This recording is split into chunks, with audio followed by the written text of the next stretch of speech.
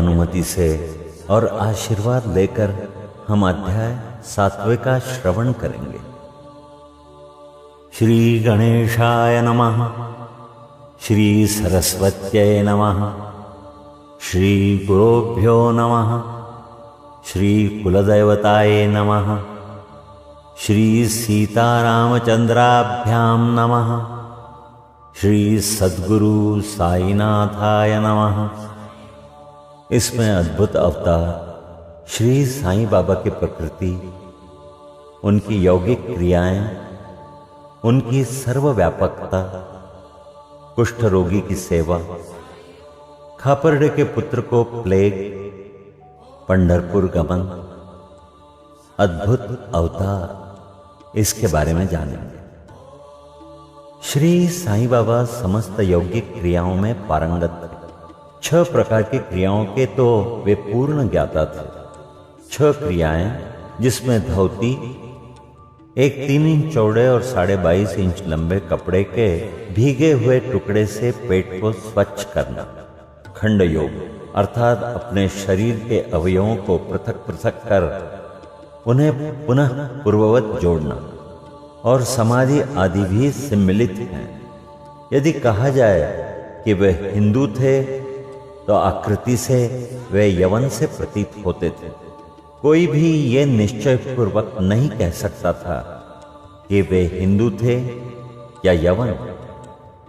वे हिंदुओं का रामनवमी उत्सव यथाविधि मनाते थे और साथ ही मुसलमानों का चंदनोत्सव। वे उत्सव में दंगलों को प्रोत्साहन तथा विजेताओं को पर्याप्त पुरस्कार देते थे। गोकुल अष्टमी को वे गोपाल काला उत्सव भी बड़ी धूमधाम से मनाते थे। ईद के दिन वे मुसलमानों को मस्जिद में नमाज पढ़ने के लिए आमंत्रित किया करते थे। एक समय मुहर्रम के अवसर पर मुसलमानों ने मस्जिद में ताजिए बनाने तथा कुछ दिन वहां रखकर फिर जुलूस बनाकर गांव से निकालने का कार्यक्रम रचा। श्री साईं बाबा ने केवल 4 दिन ताजियों को वहां रखने दिया और फिर बिना किसी राग द्वेष के 5वें दिन वहां से हटवा दिया। यदि कहें कि वे यवन थे तो उनके कान हिंदुओं की रीति के अनुसार छिदे हुए थे, और यदि कहें कि वे हिंदू थे तो वे सुनता कराने के पक्ष में थे। नाना साहब चांदोरकर, जिन्होंने उनको बहुत समीप से देखा था, उन्होंने बतलाया कि उनकी सुन्नत नहीं हुई थी। साईं बाबा पत्रिका श्री बी.वी. देव द्वारा लिखित शीर्षक बाबा यवन के हिंदू, पृष्ठ 562 देखो। यदि कोई उन्हें हिंदू घोषित करें तो वे सदा मस्जिद में निवास करते थे, और यदि यवन कहें तो वे सदा वहां धुनी प्रज्वलित रखते थे तथा अन्य कर्म जो कि इस्लाम धर्म के विरुद्ध है, जैसे चक्की पीसना, शंख तथा घंटानाद, होम आदि कर्म कराना, अन्नदान और अर्घ्य द्वारा पूजन आदि सदैव वहां चलते रहते थे। यदि कोई कहे कि वे यवन थे तो कुलीन ब्राह्मण और अग्निहोत्री भी अपने नियमों का उल्लंघन कर सदा उनको साष्टांग नमस्कार किया करते थे। जो उनके स्वदेश का पता लगाने गए, उन्हें अपना प्रश्न ही विस्मृत हो गया और वे उनके दर्शन मात्र से ही मोहित हो गए। अस्तु इसका निर्णय कोई न कर सका कि यथार्थ में बाबा हिंदू थे या यवन। इसमें आश्चर्य ही क्या है, जो अहम व इंद्रियजन्य सुखों को तिलांजलि देकर ईश्वर की शरण में आ जाता है तथा जब उसे ईश्वर के साथ अभिन्नता प्राप्त हो जाती है, तब उसकी कोई जाति पाति नहीं रह जाती। इसी कोटि में श्री साईं बाबा थे। वे जातियों और प्राणियों में किंचित मात्र भी भेदभाव नहीं रखते थे। फकीरों के साथ वे आमिष और मछली का सेवन भी कर लेते थे। कुत्ते भी उनके भोजन पात्र में मुंह डालकर स्वतंत्रता पूर्वक खाते थे। परंतु उन्होंने कभी कोई आपत्ति नहीं की। ऐसा अपूर्व और अद्भुत श्री साईं बाबा का अवतार था। गत जन्मों के शुभ संस्कारों के परिणाम स्वरूप मुझे भी उनके श्री चरणों के समीप बैठने और उनका सत्संग लाभ उठाने का सौभाग्य प्राप्त हुआ। मुझे जिस आनंद व सुख का अनुभव हुआ उसका वर्णन मैं किस प्रकार कर सकता हूं। यथार्थ में बाबा अखंड सच्चिदानंद थे। उनकी महानता और अद्वितीयता का बखान कौन कर सकता है। जिसने उनके श्री चरण कमलों की शरण ली उसे साक्षात्कार की प्राप्ति हुई।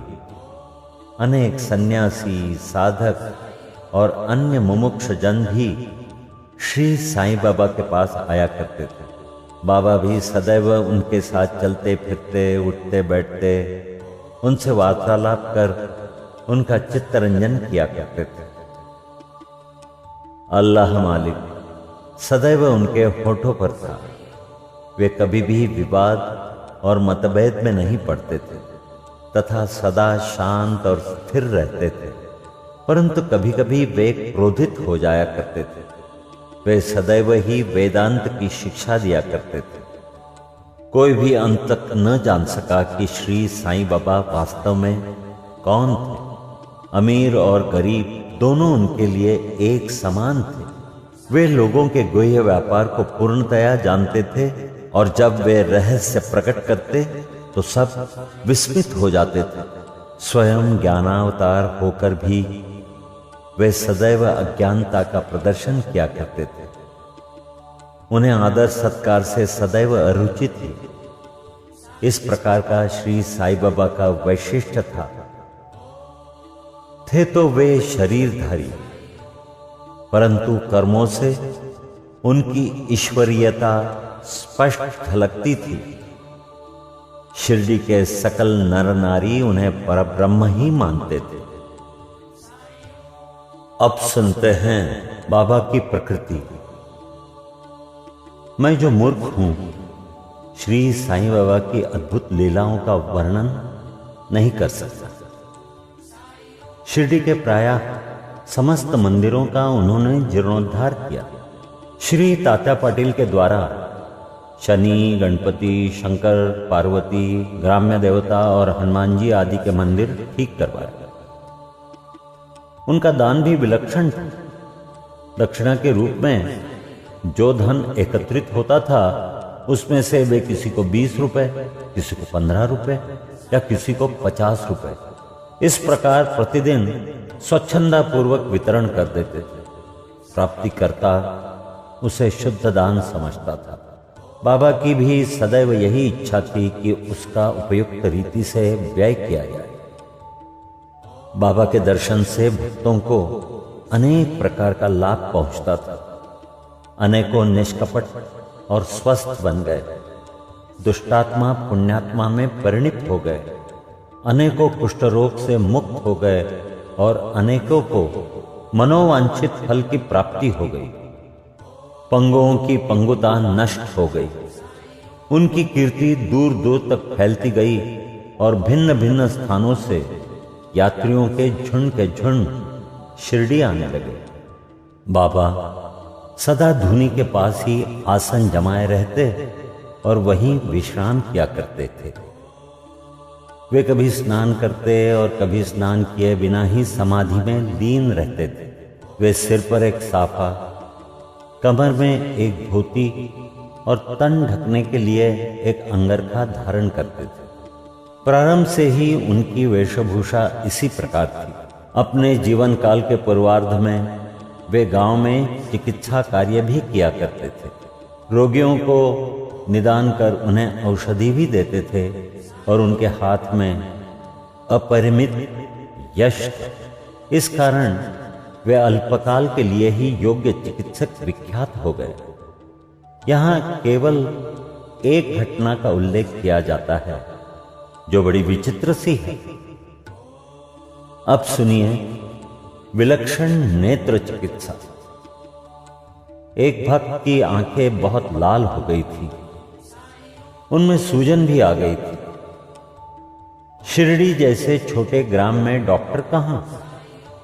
तब भक्तगण ने रोगी को बाबा के समक्ष उपस्थित किया। इस प्रकार की पीड़ा में डॉक्टर प्रायः लेप, मरहम, अंजन, गाय का दूध तथा कपूरयुक्त औषधियों को प्रयोग में लाते हैं, पर बाबा की औषधि तो सर्वथा ही भिन्न थी। उन्होंने भिलावा पीसकर उसमें 2 गोलियां बनाई और रोगी के नेत्रों में एक एक गोली चिपकाकर कपड़े की पट्टी से आंखें बांध दी। दूसरे दिन पट्टी हटाकर नेत्रों के ऊपर जल के छींटे छोड़े गए। सूजन कम हो गई और नेत्र प्रायः निरोग हो गए। नेत्र शरीर का एक अति सुकोमल अंग है, परंतु बाबा की औषधि से कोई हानि नहीं पहुंची, वरन नेत्रों की व्याधि दूर हो गई। इस प्रकार अनेक निरोग हो गए। ये घटना तो केवल उदाहरण स्वरूप ही यहां दी गई है। अब सुनिए बाबा की यौगिक क्रियाएं। बाबा को समस्त यौगिक प्रयोग और क्रियाएं ज्ञात थी। उनमें से केवल 2 का ही उल्लेख यहां किया जाता है। धौती क्रिया, आंतें स्वच्छ करने की क्रिया। प्रति तीसरे दिन बाबा मस्जिद से पर्याप्त दूरी पर एक वटवृक्ष के नीचे किया करते थे।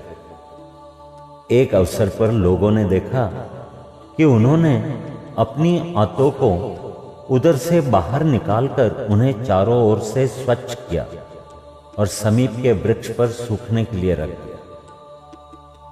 शिरडी में इस घटना की पुष्टि करने वाले लोग अभी भी जीवित हैं। उन्होंने इस सत्य की परीक्षा भी की थी।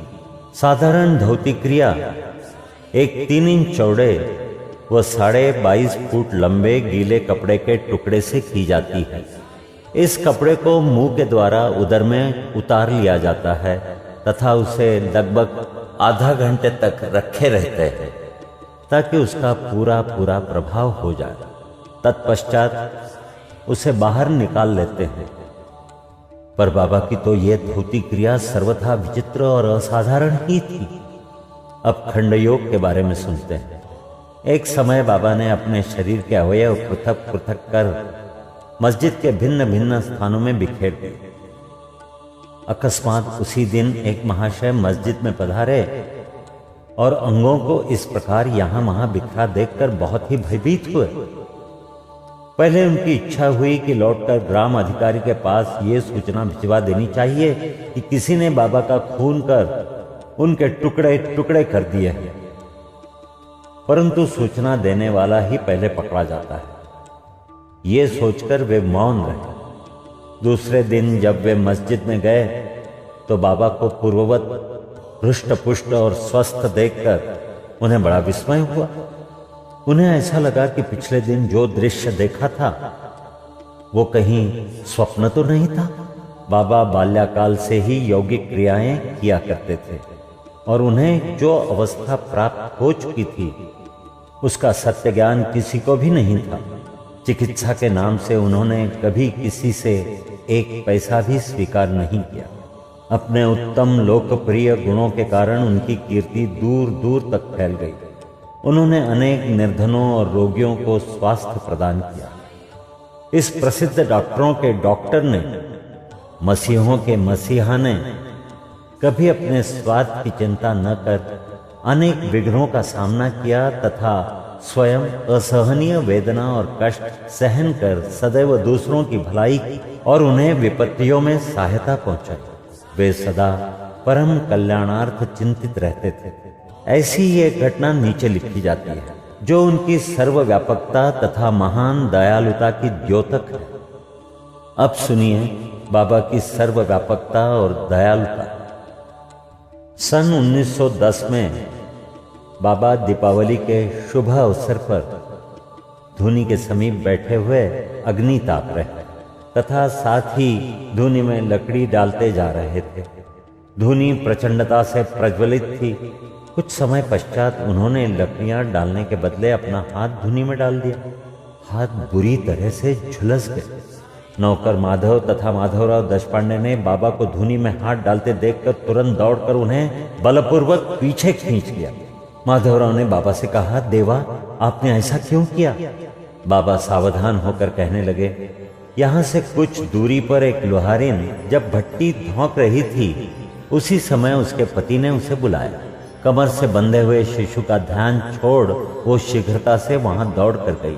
अभाग्यवश शिशु फिसल कर भट्टी में गिर पड़ा। मैंने तुरंत भट्टी में हाथ डालकर शिशु के प्राण बचा लिए। मुझे अपना हाथ जल जाने का कोई दुख नहीं, परंतु मुझे संतोष है कि एक मासूम शिशु के प्राण बच गए। अब सुनिए कुष्ठ रोगी की सेवा। माधवराव देशपांडे के द्वारा हाथ का जल जाने का समाचार पाकर श्री नाना साहेब चांदोरकर बंबई के सुप्रसिद्ध डॉक्टर श्री परमानंद के साथ दवाइयाँ, लेप, लिंड तथा पट्टियाँ आदि साथ लेकर शीघ्रता से शिरडी को आए।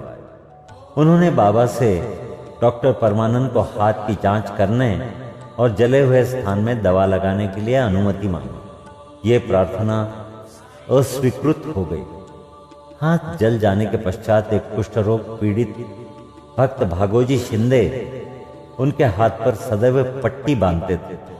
उनका कार्य था प्रतिदिन जले हुए स्थान पर घी मलना और उसके ऊपर एक पत्ता रखकर पट्टियों से उसे पुनः पूर्ववत कसकर बांध दिया।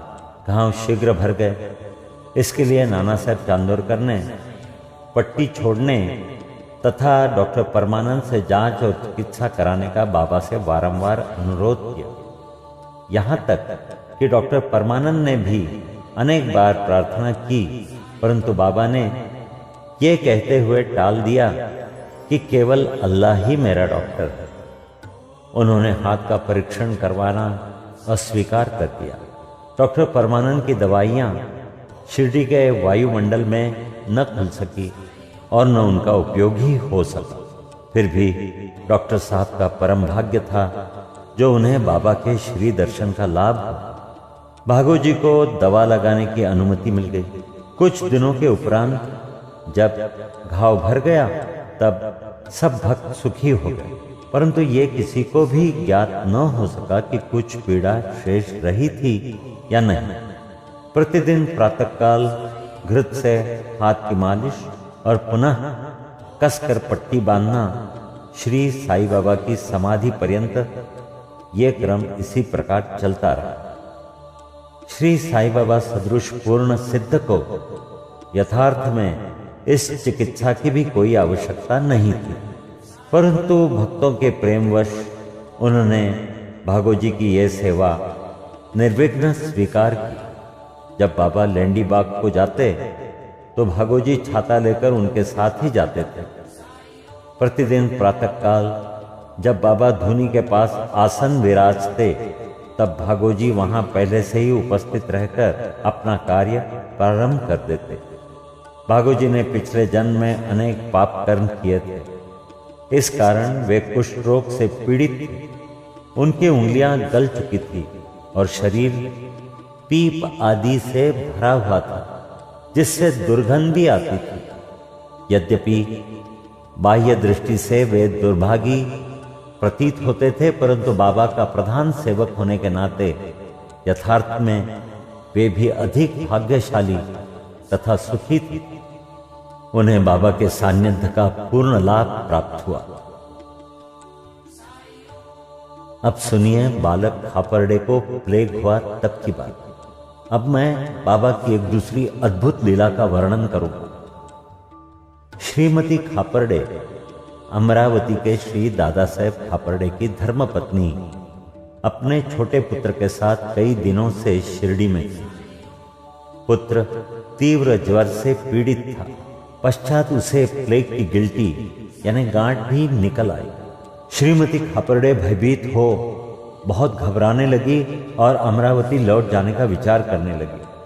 संध्या समय जब बाबा वायु सेवन के लिए वाड़े, अब जो समाधि मंदिर कहा जाता है, के पास से जा रहे थे, तब उन्होंने उनसे लौटने की अनुमति मांगी तथा कंपित स्वर में कहने लगी कि मेरा पुत्र प्लेग से ग्रस्त हो गया है अतः अब मैं घर लौटना चाहती हूँ।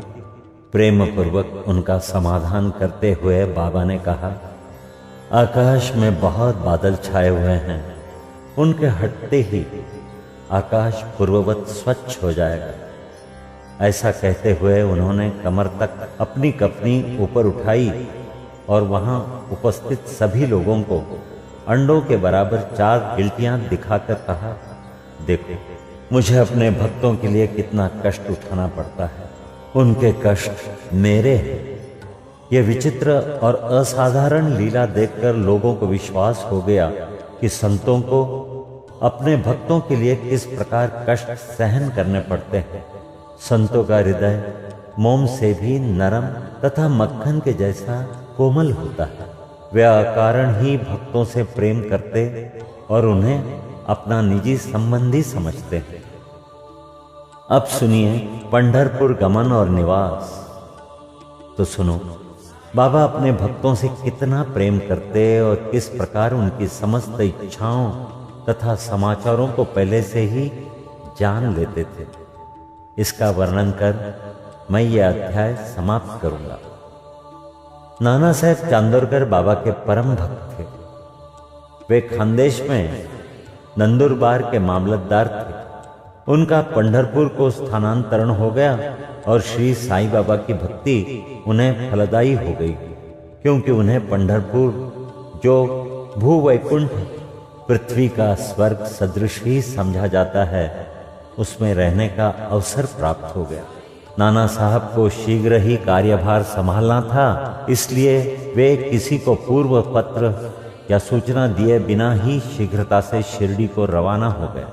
वे अपने पंढरपुर यानी शिरडी में अचानक ही पहुंचकर अपने विठोबा यानी बाबा को नमस्कार कर फिर आगे प्रस्थान करना चाहते थे।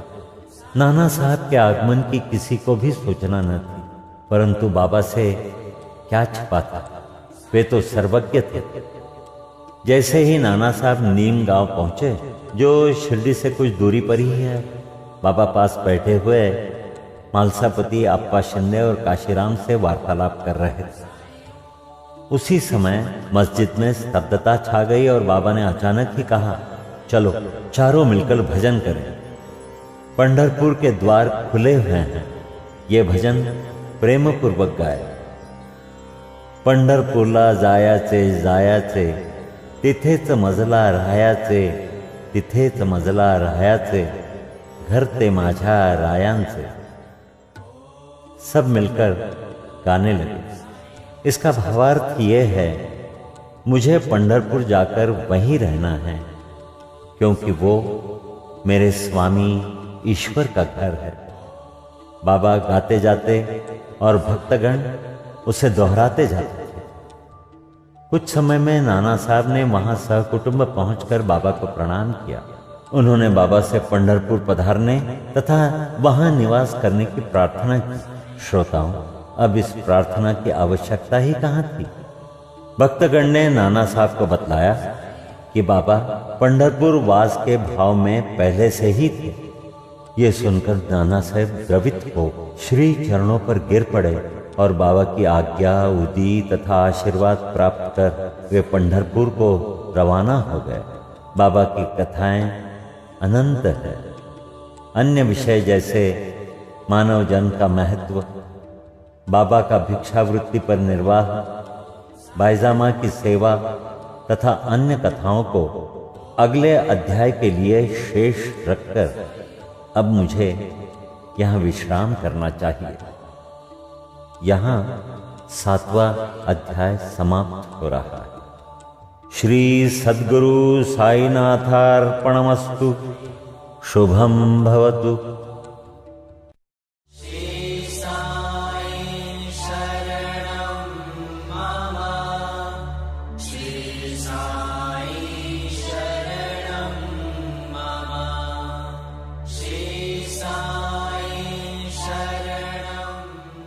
ओम श्री साईनाथाय नमः।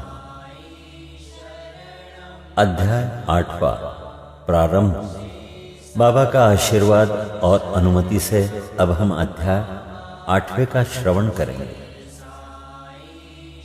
श्री गणेशाय नमः। श्री सरस्वत्यै नमः। श्री गुरुभ्यो नमः।